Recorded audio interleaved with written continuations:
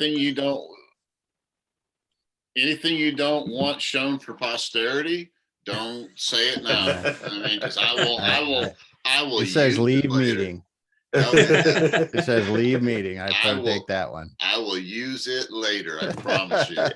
So Yes, he will. we're just gonna go ahead and get started. And Yeah. as people come in, we're gonna let them in. But Peak Peer Groups is a group of owners and coaches who've gotten together to try to enhance the lives of people in the industry through personal self-development, personal growth, but doing it with each other, not trying to go it alone.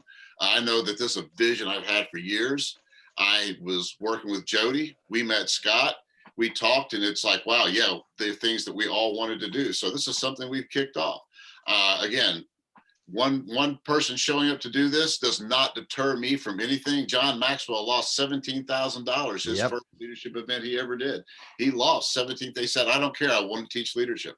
I will keep doing this and keep doing this. So with that said, Joe, if nobody else shows up tonight, I like to do giveaways. Everybody who comes and sees events that I'm part of knows that I love to do giveaways. So my giveaway tonight are, is it not sharing them? Is it not showing these? There we go. There we go. So this is a Dave Cooper photograph signed by the artist. It's a view of Colorado, and basically it's a vision of all the peaks, the abundance of peaks. It's a visual. I like to use visual reminders. So everyone who shows up tonight, their name goes in the hat. If nobody else shows up tonight, Joe, I will mail this to you. So that's where we are tonight. And we're going to get started by turning it over to Damon. Damon helps owners get ready to pass their business, whether it is to pass it to someone in their family or to sell it to someone, liquidate it, whatever it is. Damon helps people get prepared for doing that. So I'm going to turn it over to Damon Pistulka of Exit Your Way. Damon, turn it over to you, my friend. All right. Thanks, Thane. Make sure my mic is working there. Thanks, everyone, for taking the time tonight. It's in the evening, definitely after a hard day, I'm sure. So, yeah, my name, Damon Pistulka, as Thane said. I help business owners plan and prepare for their exit, what they're going to do, how they're going to do it, because one of the things that we see all too often is people don't plan for it. And when they get there, they realize they really should have planned for it. And, you know, when you need to get out of a business for whatever reason, or want your child to take over that business, but it's not ready and you need to get out of that business, this puts you in some pretty tough situations. So really what I'm going to start with, and I'm going to share the screen here real quick. I never did. I'm sorry. I never gave it to you. My bad. You got to give me the access here, and we'll see if I can do it. I think I got it here. We ready to go? Well, I've said, there we go. You can. Now I got it. Boom. We got it. Now we're sharing. So let me get it so I can see the people here and can do that. Awesome. All right. So I just like to call us getting comfortable with your exit because we innately don't want to think about getting older. And look, I'm old. It happens. It happens fast. That's the thing, especially when you're busy building a business. It happens fast. So really what we try to help people do, and I would like you to think about today and think about in the coming years, is really how do I want to exit? And we're going to talk through some of those things, but really how you can drive your success by developing and executing your plan, whatever it might be, but just getting that plan together and do it. So we're going to start talking about getting comfortable with your exit and make sure it's working. So yes, slides changed. Now back here, I forgot one thing. If you're thinking about selling a business, if you're not going to succeed your business, one of the things that many people won't tell you that are in the business brokerage investment banking world is that about 25% of businesses get sold. Most of them go out of business. You have to shut down for whatever reason. 25% is a really bad percentage. If you work on it, it's pretty easy to get over 90. You got a 90% chance of selling if you do it. We prove it day in and day out in our business. But it is, if you try to just go off the street, you're going to have a challenge with it for sure. So the first thing we always like to talk to clients about is as we said, get comfortable with your exit, but how do you want to leave? Do you want to leave? Think about how long do you want to be in your business? I mean, are you someone that's got a lot of other aspirations? Are you someone that has hobbies that could really take over? You have philanthropic things. Do you, what's your family situation? I mean, I'm living in a family now where my wife had to retire. And that's something that for me, that there's pressures that are different pressures when you do that. You're going to have grandkids. You're going to have different things that are going to change over life. Think about this, because you can go out like this picture shows, and it's a nice party, and you're however old you are when you decide to do it, older and retirement age, or you can, but a lot of people think you just work until you're older and then quit working. But if you want to, you can go out young, you can go out hot, you can go out, because the thing about this is you are a business owner, and what you have something that most people don't have. And you have a business that can fuel this future. This business can generate wealth for you. You got to think about it a little bit differently if you're going to generate wealth with your business. And we'll talk more about those steps and things. But the one thing to remember about being this business owner is you got into business to make more money and have more freedom. Probably it's almost universal in why people get into business. Sometimes it's forced, but that's a lot of the reason why they do it. And you're not working a W-2 job anymore. You're building a business that can generate wealth. And that's one of the things you have to do. And then as we go through this, we'll kind of see how that plays into the overall thing, because a lot of what we're going to talk about doesn't have anything to do with the business. It's got more about you and mindset and getting this clear picture in your head, because you can be in your business for 20 years and you just need to know where I'm going. You need to see that. You need to be comfortable with it. And that's why I titled this Getting Comfortable with Your Exit, because then if you're comfortable and you know how you're going to go out, it's not like you slide up to the end and something happens and you have a heart attack or something and you're 60 years old and it all goes to hell, right? You have this set up and you can do this and you can plan it and prepare and execute, and you know where you're going. Your family knows where you're going, and you're building your way to this future, which I think is the incredible thing about owning a business. You can really build your future with it. So when you look at what's your perfect exit, some people are going to want to sell their business. They're going to want to sell and walk away. And that has its challenges. It has its opportunities. I mean, there's times when that's the best situation. And we'll talk about succession here in a minute. But when you do that, you can, if your business is the right size, you can sell part of your business. If you're a big enough business that you could use money to invest and grow your business further, buy some other businesses through acquisitions. That's something you can do today almost. If you have that opportunity, you could bring in outside money. You could help them. They could fuel that growth. You could do that for a few years and take a portion of the money that you've generated off the table too. At the same time, you can pull some cash out for yourself now and then build your business with this equity partner and pull some out later and sell the rest of your business. And you can stay in that for a number of years doing it like that. So there's different things to think about when selling. It's not just at the end, I'm going to do it.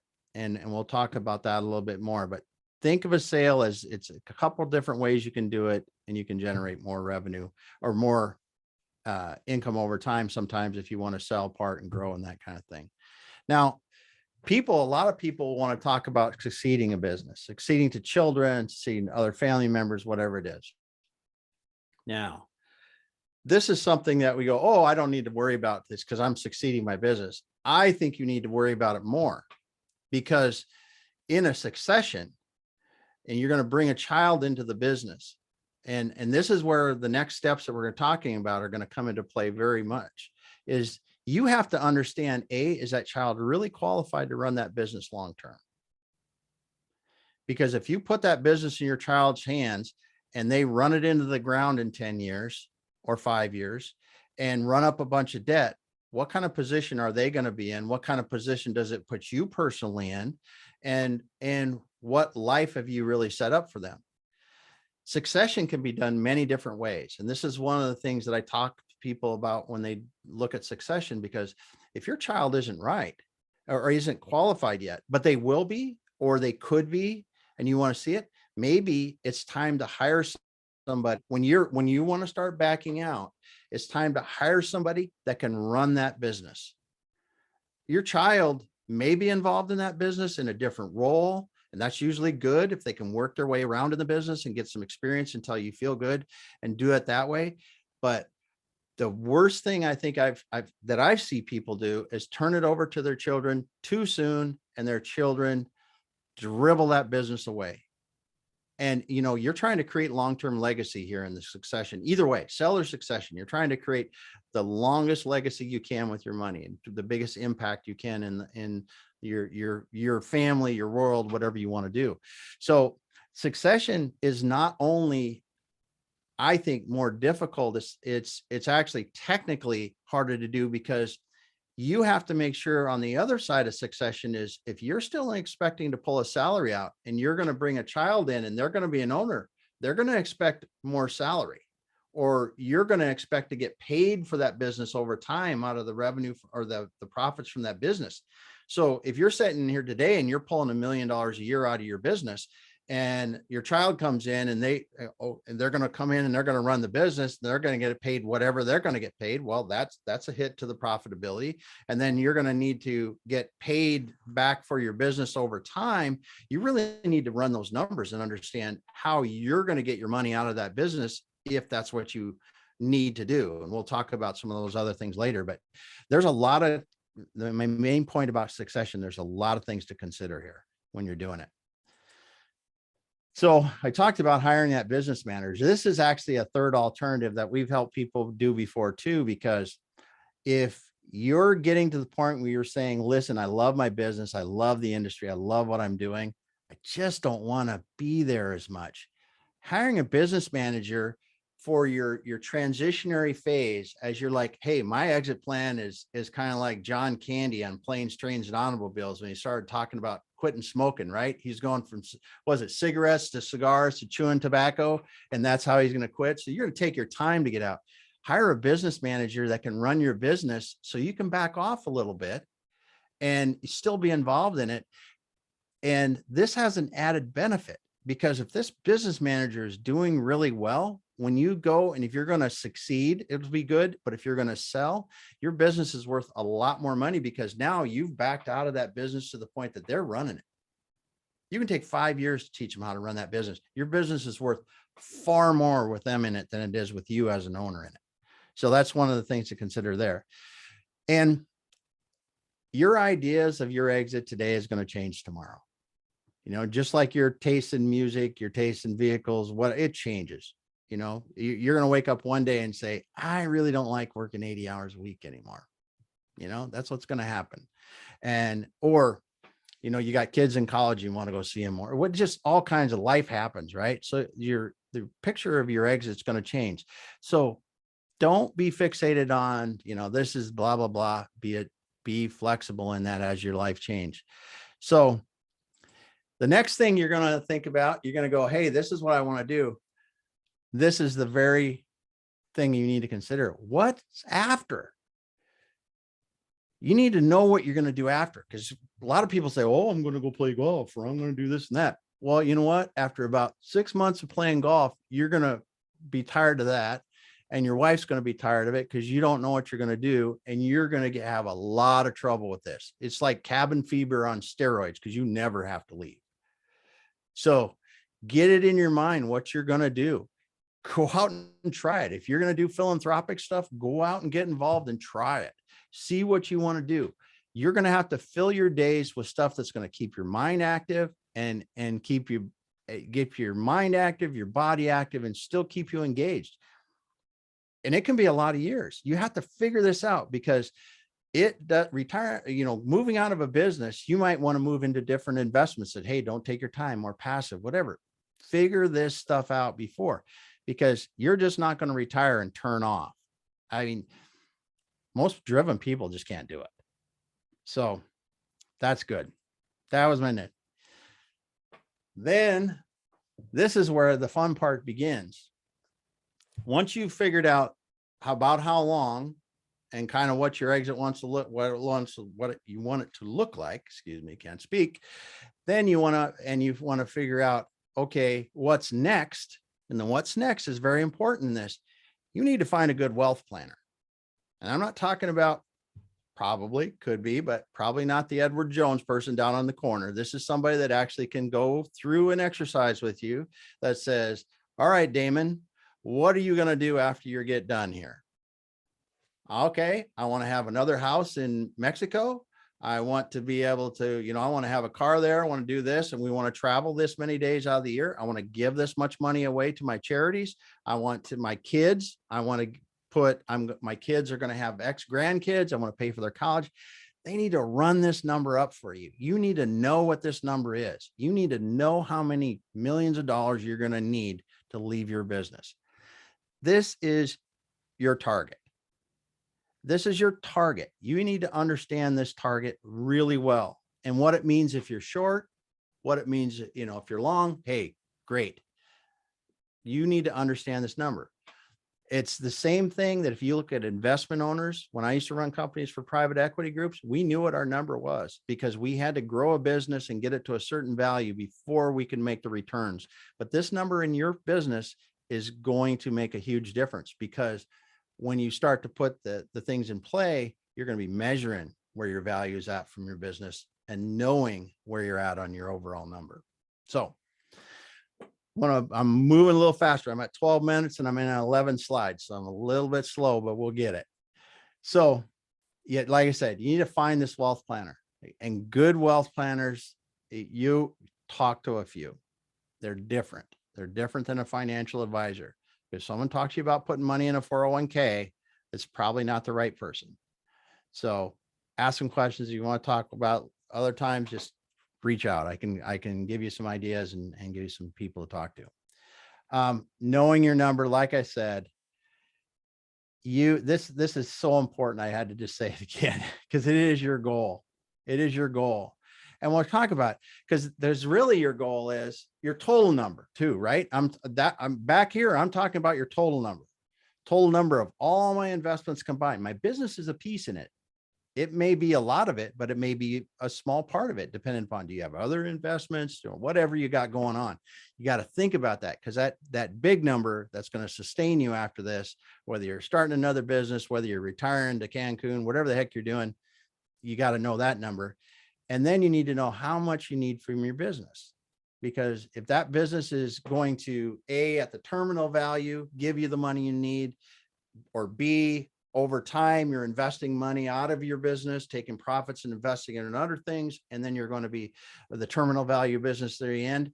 You really need to know how much you're going to need from your business to get this total number from where you're at today. What are the investments going to be, and how's that going to look? And you simply do the math. You just go down and just say what you need from your business, and then how I'm going to get this. What's my gap? What's my gap, and how do I fill that? So we're working through those things down to, okay, I figured out what I want to do, about when I want to do it. And now I've down to how much I need total, and then what I need from my business. So this is where your business value is really important. If you're going to use your terminal value at all for anything, it's understanding your business value. And I wanted to just for a second talk about this.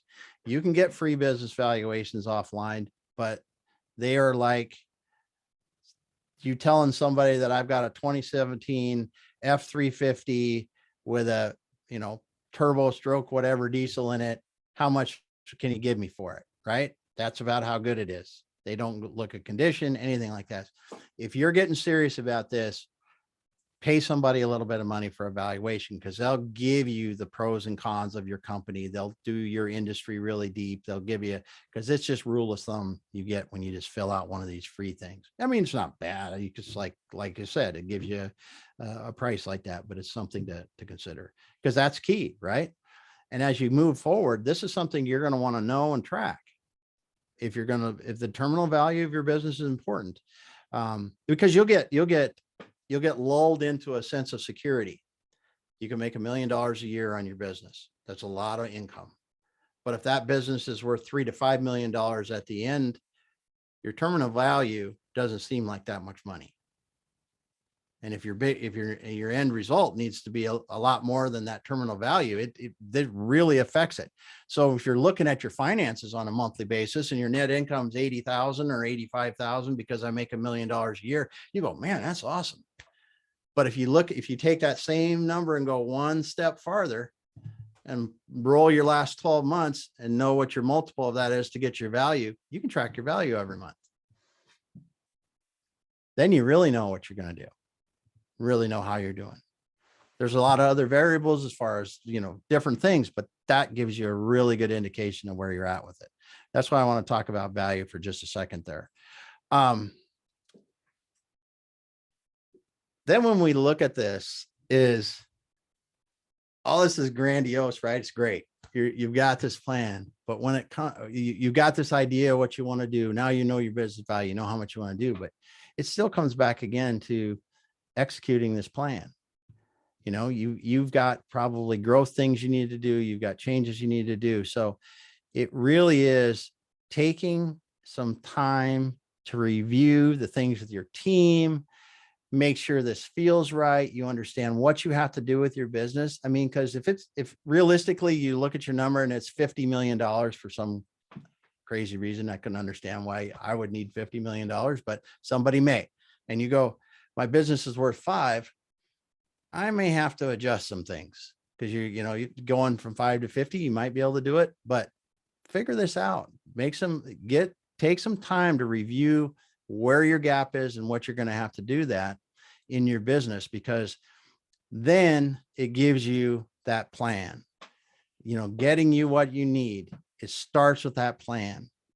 What resources do you have to change? What you start to go into from a high level and work into more details on this about what you need to change and the things that you need to do. This is stuff you're doing in your business every day. We're just changing the focus from doing what I did before to drive profit. I'm really looking at how is that affecting my value. There's some things that you'll look at differently driving business value, especially as you near the end of your time in your business, or when you think you could be coming out, because things in business value that don't make a really big difference is, I have a whole fleet of trucks that are 6 months old, or if I have a fleet of trucks that are 1 year old or 2 years old or 3 years old, and they're maintained and they still got a lot of good life left in them, it's the same business value. Just going to say that one more time. If you're an equipment junkie, you got to back off on that. And we call that red zone thinking. When you get into the time when you're going, hey, it's 3 to 5 years away, you want to slow down on that equipment buying. Keep everything in great condition, really good top line working condition. Don't go out and replace your entire fleet with new equipment. You won't get any more for it than you will if it's good, solid equipment. That's one of the things that we look at a lot, and it's hard to do. Believe me, I have a brother that has like 100 pickups in his oil field services company, and they go out and buy them at like 10 at a time. It drives me batty. But so then it's going down and identifying these critical steps that you need to do, because it's really about working on what do I have to do? If I've got to drive some top line sales, it's getting those things in place. It's working through those things that you have to do, and then looking, because now you've got a picture, right? You've got a picture. If I'm at $5 million in top line revenue and I need to go to 8, you know what that's going to mean. I know what that's going to mean based on equipment, people, what kind of accounts I've got. It gives you this place to go towards. so you can start thinking about, hey, I got to hire another salesperson because we're going to do this, or you just start to put these critical steps and go, okay, what's first? Because like any plan, you got to start. Don't wait for tomorrow. I mean, put this plan together. It can be rough today. Hell, I mean, get your rough idea of your number and get started on it. Because if you wait till tomorrow, it's going to be next year before you get going, honestly, because time just flies when we're in these kind of businesses. But, get these areas and get going. Get going and tomorrow, get going on at least talking to somebody, thinking about your exit, doing what you're going to do. And then always be flexible and adjust. Like I said, your attitude's going to change. The market's going to change. You never know. Health of a family member could change. Can make a huge difference in you, in the way you want to do. The only thing that I will say about this is, if you get to your number faster, you have options. Just think about that. You might want to stay in your business for 20 years, but if you get your business to the value that you know damn well that you can get out, have enough money and investment tomorrow, that is a panacea, because now you're playing with house money and having fun, and you can go out when you want, like you want, because there's one thing you do is don't say, I want to do it in 10 years and go, hell, get there tomorrow if you can, because you might get there tomorrow and decide, I got the money I need, I'm going. I just decided, my wife and I decided we're going to change our lifestyle, buying an RV and, taking the kids, whatever. So measuring performance is key. I talked about this a couple of times. Simple things in your business. Always do your monthly financial statements. Look back 12 months, see what the value is, and then go ahead and keep working on that, because it makes a difference. Then the last thing is, dreams become reality when passion and persistence meet. This is not easy. You're building your business, is a bitch. It's hard. It takes a lot of work. This will too. Don't think this is easy. It's just giving you a course where you want to go, and gives you a direction and guidance, then an overall big goal for you to do it. So last but not least, see yourself there. Imagine yourself in that place, because that's the cool part. Imagine yourself. Imagine if you create the exit you want. Imagine how that is. Let that fuel you, because you know how hard it's going to be to do it. Let it fuel your efforts. Let it fuel you when you just don't feel like doing it. But imagine yourself, because if you can go out like you want, it's going to be fun. I mean, because we can fade away, right? Look at Tom Brady. He could have played another 5 years, probably. People would have paid him for 5 more years, and he could have got a little bit worse every year. And he arguably didn't go out at the top, but he went out pretty damn close. That's the way to do it. So I'm done. Thank you. Damon, thank you so much. I have to say that I'll give you that $20 for talking about Tom Brady. I'm no Tom Brady fan. I'll chip in another I'm no Tom Brady fan, but I refer to him a lot because of his resilience, and it drives Jody crazy. So thank you. I appreciate that. I really do, because anything we can do to drive Jody a little bit crazy. So it's all about driving me crazy. So a few of you just showed up. We're recording this, so Damon made an incredible presentation. I'm going to turn it over to Jody now, and he's going to, we're going to do some questions and answers. If anybody has questions for Damon about exiting your business, being prepared for your business. Jody? Right. Thank you, Damon. Can't thank you enough. I mean, the presentation was fantastic. And, I think you gave a lot of people a lot of things to think about, and me included. I actually wanted to start off with a question here that I had come up with. And it's something that even touches me in my business. So what happens, you get a lot of times an owner, he's built a business, she's built a business, it's their baby. This is their passion. This has been their heart. Where does someone start to get those, the advice on how to emotionally disconnect yourself from your business to even start planning an exit. Because a big part of peak, we're not just talking about the businesses, but we talk about the individuals. Yes. So an individual's built this business. It's their baby, it's their family, it's their life. Yeah. To even start thinking about exiting it takes a certain emotional step. I'm sure you deal with those emotions all the time. So can you talk to us a little bit about, where one starts that process? Honestly, it starts with figuring out what you want to do after. Because if you look at it and don't really understand what you want to do after, you will never plan it. And the other thing is, think of legacy. There's two things we talk about. What are you doing after? And then the legacy you want to leave. You're going to leave. I mean, we all get to leave. We're only here for so long. You can either choose the way you leave, or how many businesses have you seen where the owners stay too long, just like the football players or basketball or whatever sports that stay too long, and then pretty soon nobody wants them around, and the business owners just get to close their doors. You want to leave a real legacy, you go out when you're on top. But knowing it's just like us when we take when I sent my kids off to college, it's a hell of a thing to do. But I know that's what's the right thing to do, because it's that time.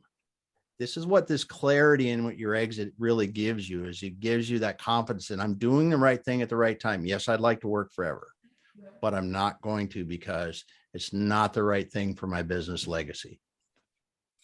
Fair enough.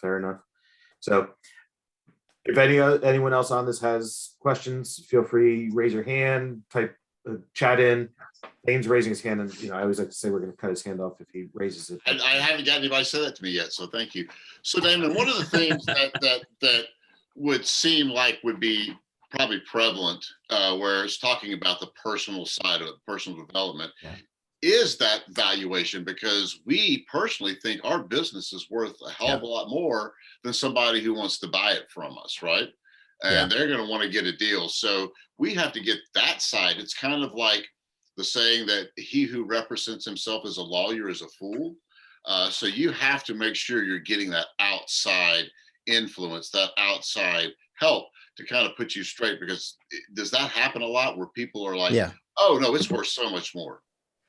It's the number one reason why businesses don't sell, is people can't agree on price. Now, from the buyer's standpoint, they've got to be able to buy your business, pay down any of the loans, debt, whatever they use to buy your business, and still make a good living wage. It's pretty simple math. I mean, and they're going to want to do it with the least amount of capital. I mean, you do, just say you're doing a $5 million deal, right? That $5 million deal, that person's going to have to come in with probably $500,000 to $1 million, probably closer to $1 million, to do it with a SBA loan to buy the business, right? They don't want to come in, and for them, then the SBA will only allow them to take a loan for so much money based on the cash flow of the business. So the banking, the lending, the investors, they all limit how much they can pay. It's not like they can just pump out another $1 million. You really need to understand what the value is from a mathematical standpoint, and then build on it with, I've got better profitability this year than I did last year, and it's growing more. You can see it's growing more because look our year over year. Look at our month over month, a month over this year compared to month over last year, and give them that track record of growing your business profitability. It will give them more confidence in paying you that little bit more you can get. But they're constrained in a very tight range because of the banking and everything else. Once you get over, what you can write a check for, basically. And can I do a follow-up real quick? Because it reminds me, everyone here, well, most people who know me know I'm a comic book collector, okay? And it kind of reminds me of people when it's like, oh, I've got this $10,000 comic book. Or you go to Pawn Stars, you can think of that. And someone goes in like, well, I want $10,000 for this comic book, to the dealer they're trying to sell it to. It's like, dude, I've got to make money off of this. Yeah. You know, it's a $10,000 comic book. I can't pay you $10,000 for it. I can't even pay you $8,000 and make money for it. So we have to look at that. Like, very much important to keep in mind that people we're selling it to have to be able to make a profit as well. It can't just be about us. And that's the thing we need to keep in mind when we're selling a business, right? Is it is a mutual thing. But Yeah. that is where that personal side, I believe, would come in is, but I built this. It's like kind of giving up your child, like Jody said. Yeah. And that's where growth really comes into play. I'll tell you, if you got good solid growth every year, if you're going 10, 15, 20% a year, and yeah, you're not going to do it every year, but if you got a good history of growth over time, that's huge, because the more you can show that buyer, hey, Thane, if you walk into my business, I've grown 20% a year for the last 6 years. We've got it slam dunk because I've got these accounts that we already have. You know, we grow in these, we got them signed. It's just starting next year. And these other ones we've got identified and we're in talks with them. That is the biggest way, the best way for you to sell a business, because I'm not kidding you. A flatline business making $1 million a year is almost like selling, you know, I don't even know, you know, an ugly Saturn, you know, heck, it's like, it's just like, it's like, oh yeah, that thing will get me back and forth to work, but nobody wants to drive it. You know, it's just, it is. You get a business that's growing good, and it's just like, boom, because now listen, you're going to drive interest, and then you're going to say, well, you don't buy it today, I'm growing, you're just going to pay me more tomorrow. That's what you do. You know, but that's the thing about that is, yeah, you gotta understand what it's really worth and give them the opportunity to make more money. Very cool. Very cool. Again, any other questions that come in, let us know. We'd be happy to talk about those. Damon, we've had 1 or 2 questions that have come in. One of them, if you can kind of touch on, if someone's going to be talking about the idea of exiting their business as well, they have a team of people at their business, how do they start this conversation without scaring people within their business? You know, obviously people start to hear, oh my gosh, you're going to sell. Is my job secure? Is this, Yeah. You know, and again, you don't want to rock a boat. You don't want to affect it. And that may affect, you know, people individually. So yeah, thoughts on that. We sell most of our business confidentially. And as an owner, when you're selling a business, you got to choose if you're selling to somebody or not. So you're going to get a good feeling from, you're going to ask them the questions. You're going to say, hey, my people have to stay. If there's key people that you want to have conversations with that buyer and say, listen, I'm not selling this without an employment agreement for these people. I'm not going to, whatever you want to do, you can include that in your negotiations and get it in writing. Because then you can make sure your legacy moves on as you want it to, and with your best intentions to protect your employees the way you want to, because they've helped you get there. The other thing that I've also seen too is that when the deal is done and things happen the way they should, people that have helped you get there get some nice rewards from that. And not even tell them before. Yeah, I had a friend of mine that helped a company do it, and he wasn't expecting anything. He got a 6-figure check. And, you know, when you do that helps people. You're showing them you really appreciate what they're doing. And that can be commensurate, because I have not seen it really where you can talk to people about it openly and them not get freaked out. It's a big change. I got a $10,000 bonus from Ronnie Bowen when he sold EDG to True Green. You know, so that wasn't expecting it, you know, so it does happen. You know, it wasn't you know, very, very unexpected. Very cool. Yeah. Very cool. Real Awesome. quick, And Jacob had a thing in the chat he wanted to talk about. So anybody want to hit on that? I have some ideas, but I've talked. Go ahead with that one. So the question that came up is, you know, if someone is an employee and it's not necessarily, it's almost kind of like the other opposite of it. If you're not the seller, but you're talking about maybe becoming a buyer. So the question became, any recommendations on an employee that is maybe exploring the possibility of becoming a partner within a business? So joining the ownership ranks of the business. Well, I think you have to find the right owner first who was willing to do that. I have approached owners before when I was employees, and some of them just scoffed. And it's like, okay, let's go. I mean, I just trying to look at building a career. So the first thing I think you have to do is find that right owner, someone like Scott Lezak, who would pick you under his wing and say, yeah, you can build some sweat equity over the next 20 years, and I'll give you 2% ownership. So He's so generous.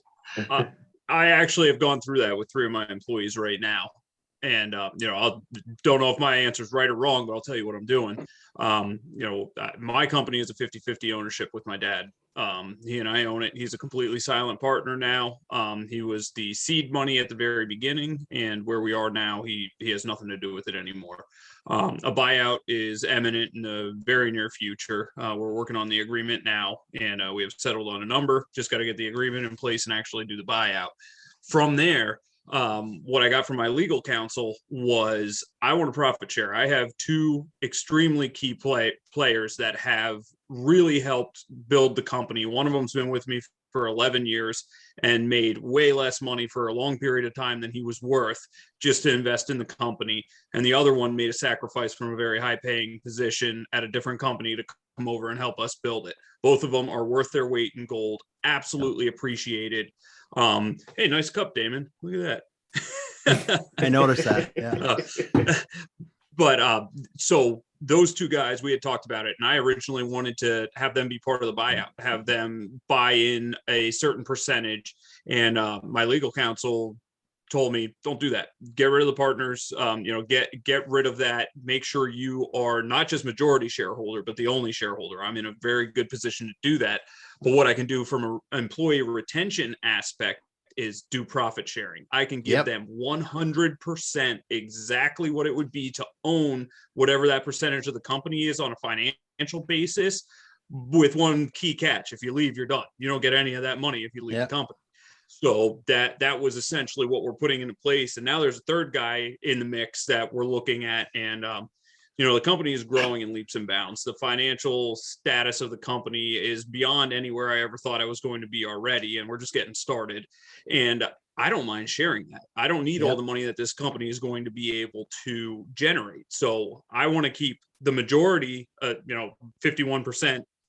Or 50 to 51%, I want to come to me. The rest I'm willing to divvy out with those people. So we're picking key percentages, and those are 15% for those first 2 key players and 10% for another one, profit sharing.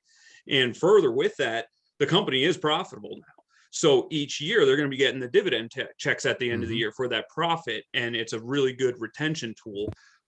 So I mean that's my experience. That's exactly what I'm doing right now today. That is an active thing that we're doing in our company. Yeah, and that's not going to get anybody ownership. And if you're really trying to become part owner of a company, I mean, there is possible to do sweat equity, but it can also burn your ass. I know. I did that with somebody. I was a franchise advisor. I had 38 franchises I advised to across the country. And one of them said, hey, what would it take for you to come and work with me? I said, I'm not interested. I'm not interested at all. Kept begging me. And then all of a sudden, the guy I reported to at US Lawns left, and Mike Fitzpatrick became my boss. And I was like, so what was that offer again we were talking about? You wanted me to come be your partner? And so we worked something out. And it was supposed to be the first year. After the first year, I would have 25% of the business. But right about that time came, he had paid cash for salt, 70 grand cash for salt that never showed up. That never came. So then we had to buy the salt for the $120,000. He had to borrow that money. It pretty much put us under. I'm like, what are you doing paying $70,000 cash for salt before it arrives? It was a lot of salt. Yeah. Well, we did a lot of, I mean, this was in Massachusetts. We did a lot of snow. I mean, it was crazy. So Worcester, Mass it's not a nice place. It's not gentle on snow. So anyway, that was the parting of our way. As he was selling the business, the company came in, was offering me $35,000 a year to stay. And I was like, sorry, I couldn't hear that. And so I just kind of left and went and started doing my own thing. And that's why I'm doing what I'm doing today, because that didn't work out. I was going to be part owner. So it can't burn you. I got nothing but a pickup truck for giving up a very, very comfortable job, helping a lot of people into something where my fault, completely my fault. I didn't research this well enough. This is what I did. Never run away from a job, always go to something. I was running away from the person I was having to report to because I did not want to work with this person. I had dealt with them in my past life as a branch manager at Valley Crest. We'd always butted heads, and now he was my boss. And it's like, no, I didn't take this job with you as my boss. So that's how that affected me. So be very careful when you do go in to take sweat equity to somebody. Make sure you have a written contract with very, very exclusive language. That's where I screwed up, was not getting that exclusive contract. It was just a general contract. Yeah. And one thing, to go back to what Scott said about how he's doing it, and I agree with that, the way you're doing it, Scott, because of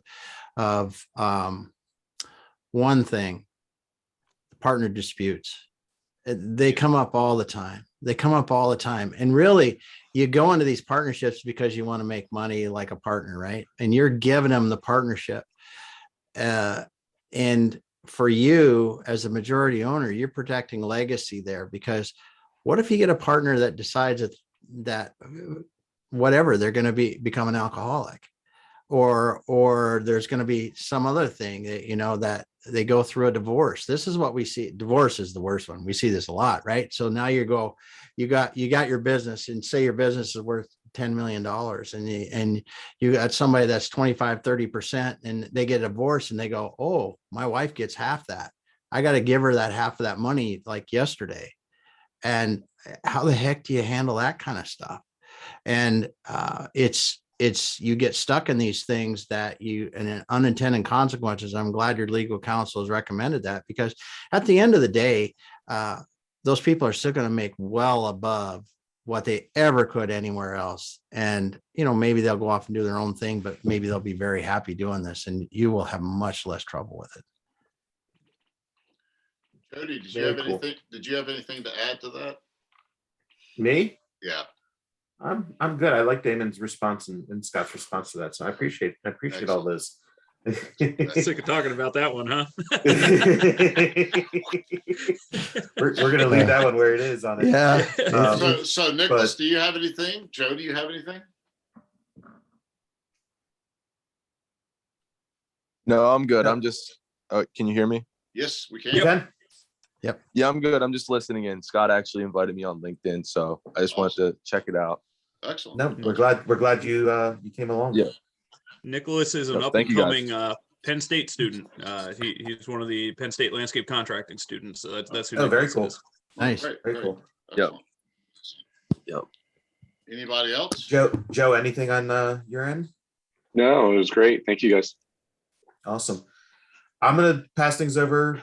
Before I do that, Damon, again, I know personally, I can't thank you enough. I mean, the information that you shared, the experience that you bring to this, and being a business owner, sometimes you think about the way you're going to exit. Sometimes you say, oh, I'm never going to leave this thing. This is what I'm all about. But it's important to understand where to go with it and where to start to think about it and everything else. And, as anyone who's in business, it's something that has to be thought about. So, I appreciate your sharing on all of that. I'm going to turn things over now to Scott, who's going to talk to us a little bit more about Peak, about what we're doing. If anyone thinks of other questions, we're still here. Damon, I believe you're not leaving us quite yet, right? So if any other questions do come up, if you guys think of it, certainly type it in the chat, let us know, and we'll make sure that we get the questions addressed. And I'd also recommend anyone who doesn't already follow Damon on LinkedIn. Make sure you look him up on there. He does a lot of great posts throughout the week that kind of keep on these subjects. So I would encourage all of you to visit him as well. So Scott. Thanks, Jody. I appreciate it. Damon, that was spectacular. As always, you're just a wealth of knowledge. Really appreciate that. One of the areas really resonates for me personally, and that's to have a plan after the fact. Haven't even gotten close to selling the business or anything, but this past weekend, Saturday, I had a very unique experience that I've been dreaming about my entire career. It was the first snowstorm I ever sat from the sidelines, not running a loader, not managing anything, just at home, didn't go out. I was going nuts. I had no idea what to do with myself. I felt like I needed to be out doing something. Got a couple of phone calls here and there, like, can you help make this call? Can we do that? So, there's a little bit of management there, and it felt like an eternity. Monday morning, we were working through the invoicing evolution, and I'm looking at the times. I'm like, you guys were only out for 5 or 6 hours. It felt like you were out for 3 days. And it was just, it boggled my mind how not glamorous it truly was, because I didn't know what to do with myself. I've been doing it for, I've been plowing snow for 18 years. I had no idea what to do when it was snowing and I wasn't out plowing snow. So that one really resonated with me. Anyway, so I want to talk to you guys a little bit about Peak and what we're doing. This is really exciting. This is a vision that Thane has had for a long time. So I really want to give some credit to Thane. He's letting Jody and I run a lot. But this is a dream that Thane has had for quite a long time to help change people's lives. And we have noticed, the three of us talked about this and really kind of put everything together pretty quickly over the past couple months. And we noticed that there are a ton of peer groups out there. There are a ton of consultants out there focusing on the financials, focusing on the numbers, focusing on the black and white and how you're making money, what you're doing. Very important stuff. I don't want to undermine that at all. But we saw an opportunity for a niche of focusing on what your mindset is, what your personal growth is, what your personal development is, and how that aids in everything. I can tell you from my personal experience, every ounce of success that I have had in business has come from my personal growth. I have dreamed about making money. I have worked towards making money and been motivated by making money and got nowhere. And then the second that changes and I get motivated by bettering myself, bettering my people, helping to give back, everything changed. And all the numbers, all of the experiences just kind of started falling in place. And the more I grow, the more it happens, the faster it happens. And it's gotten to a point now that I don't work for money anymore. Not one asset. I'm making more money than I have ever made in my entire life. And I am not working for money at all. That is not my motivation. I'm working for the fulfillment that I get out of helping other people. That fulfillment started within my company and then expanded into a coaching company. With that coaching company, the Peak is an absolutely parallel accent to that. We're doing very similar things in both organizations. So with Peak, what we're doing is right now, all of us are green industry professionals, green and snow industry professionals. Thane has a long history in it and is no longer active in the industry. Jody and I are currently business owners in the industry, and we want to start with the green industry. Our intention is to not stop at the green industry. That's just what we know. That's where our networks are. That's where our connections are. So it's a great place to start. And we are building out right now an educational system that goes with this. And what these peer groups are going to do is we're going to set it up for different key tiers within the green industry and arguably any business. At the end of the day, 90% of what we're doing in business is identical. The 10%, which is the commodity of what we're producing, is the only different part. The rest of it doesn't matter what industry and what your business you're in. We are all the same in the roots. It's just the commodity that changes. So with that, we've recognized that 0 to 500,000 is a huge tier. That's your startup tier. Doesn't matter if you started 2 months ago or 20 years ago. If you're in that 0 to 500,000, we consider that a startup at this point. You're an owner operator. You're out there building things. You're out there cutting grass. You're out there doing whatever your technical level work in your organization is. You're selling, you're managing, you're doing a lot of stuff. You're wearing a lot of hats. So that's the first area that's challenging. The next area is getting from 500,000 to $1 million. That's the next tier. Hitting that $1 million is arguably the hardest milestone in any business, any industry, anywhere you are. Hit that $1 million. You go from 500,000 running everything, wearing all those hats, doing all the different tasks, to hitting $1 million where you'd have to work 48 hours a day to do all those tasks. So you need to hire help. You need to figure out where you need help. You need to start making the mental shift, thinking about what needs to happen, What is the thought process? How am I going to pass this information to somebody else? And how am I going to train them and build processes around doing that? The next is 1 to 3 million. Once you hit $1 million, you experience what it's like to make some money. And usually once you hit $1 million, you're going to be semi-profitable. So the next thing is, let's go nuts. Let's get a little bit bigger. And hitting 3 million is really expensive from 1 million. And you have no idea how to fathom how much money that costs. And what that money costs is multiple sales reps, multiple managers, new assets that you need to purchase, both human resources and tangible assets. You have a lot of expenses that until you're there and actually spend it, you have no idea.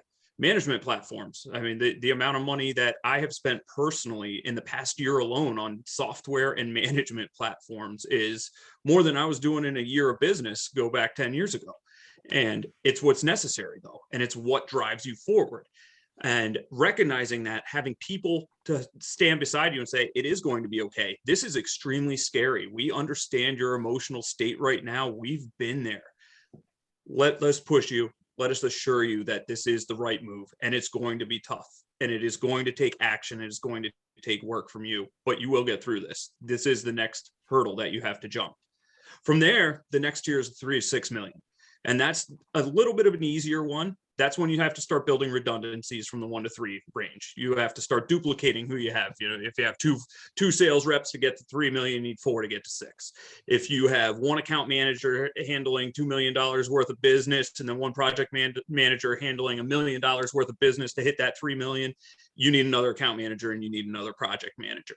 We know those numbers. We know exactly what that is because we've been there. We've built those. We are giving away things that we have experienced within the Peak peer group. That's exactly what this is all about. From there, the 6 to 10 million, that's the next one. And you're starting to triple certain things. You start to have different parameters that you have to start meeting. I personally haven't been there, so I have no experience on where to talk about that, but we have people within the network that have been there. And that's what we're talking about. With that, as we grow, as we are growing together, we are creating this mindset around it, an abundance mindset, an infinite mindset. And we are doing everything that we do with those the infinite look and the abundance mindset to move forward. Getting that in at an early stage in business, if you have a small company, is crucial because that's going to dictate how you build out your processes. That's going to dictate how you build out your training for your people. And it's a whole lot easier to train 5 people with a positive mindset and have them shift and help train the next 5 that come in with you. So you have 6 of you training those people rather than having to change 20 people's mindset. So the sooner that we can do that, the better. That's part of what we do at Peak. We will be breaking out into focused groups within those tiers. We will be giving you Sherpas and guides. Everything that we're doing is mountain climbing based because of Peak. Peak deals with the mountains. So the Sherpas, the guides, the training courses are all going to have something to deal with climbing mountains. And what we're doing on a daily basis is climbing a mountain. And once you get to the top of the peak, once we get to the high peak, we want to hit the next highest peak. See you later, Ronald. So from there, we're going to have these groups, and these groups are going to be small. These groups are going to be key interdependent groups. One guide is going to have 6 to 8 people. That's it. Going off of national standards from the military and from other organizations, the most a single person can manage is really about 6 people. We're going to the 6 to 8 for the nature of the peer groups of what we're doing, but we're using that data and taking that seriously so we can keep this tight knit. We can keep this a group like what we have on this call right now and just have the discussions and get things accomplished for everybody. It's really exciting. We're all extremely excited about what we're doing. We're extremely passionate about what we're doing. And we are you. You are us. You're going to teach us as much as we're teaching you. And we are all here to support each other. It is a network of supporting each other. And Peak U is going to be our next really exciting area. That is being developed right now. We don't have a whole lot of information to share on that. Besides, there are going to be lots of classes and lots of opportunities. We're going to be doing retreats. we're going to be doing group trips, and we're going to go out and focus on this positive mindset, growing ourselves, growing our organizations through that personal growth, and pushing off this positive mindset with all of that. That's when the fun's really going to start. This is absolutely a startup. This is the second official meeting that we have had, and the first one that we invited outside people to. Thane, Jody, and I are meeting twice a week doing business development work and really growing the ideas and growing what we're doing. So there is a lot to come. There is a lot that we know exactly what we're doing, and there is a ton that we know exactly where we want to go and have no idea how we're getting there yet. And we're working on developing all of that. So it's really important.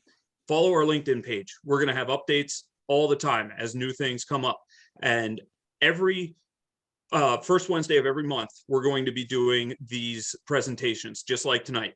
We're going to have people just like Damon, not the same industry, but presenters like Damon from key industries, key areas that are going to focus right on the businesses from this 8 to 10 time slot. And it's really exciting. Follow our page on LinkedIn. Reach out to any one of the three of us, Thane, Jody, or myself. We are happy to help you in any way and any questions that you have with Peak. Thane, Jody, do you have anything to add to that? No, that's great. I appreciate that, Scott. Wanted to, again, thank Damon for coming tonight. Thank everybody for being here. Spread the word. Jody? No, again, thank you to everyone who took the time out this evening. It's a great investment in yourself to be here. As Scott mentioned, I mean, we're all passionate about it. I can tell you, I'm personally through the growth journey that I'm going through.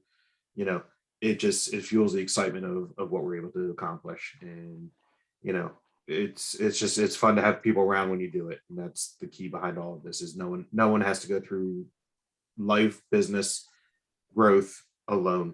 There's so many people out here to help. So use all of us as a resource. Let others know what you learned tonight.